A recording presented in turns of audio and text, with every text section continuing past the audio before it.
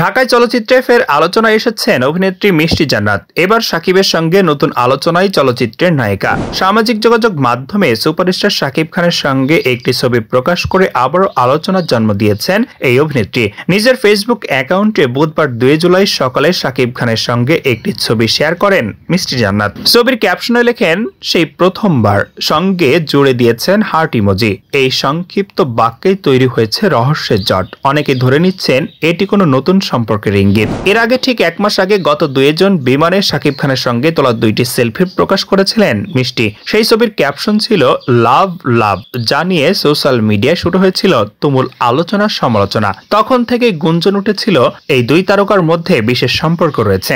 এ নিয়ে মিষ্টি জান্নাত এক সাক্ষাৎকারে বলেন, শুধু সেলফি না, আমরা তো পুরো দিন আড্ডা দিলাম। দেখলাম অনেকে লিখেছে আমি নাকি দৌড়ে গিয়ে শাকিব খানকে অনুরোধ করে ছবি তুলেছি।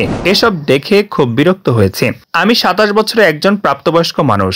আমার যদি ইচ্ছে হয় আমি তার সঙ্গে ছবি তুলতেই পারি। উনি 25 বছরের ক্যারিয়ারের একজন মেগাস্টার। এতে সমস্যা কোথায়?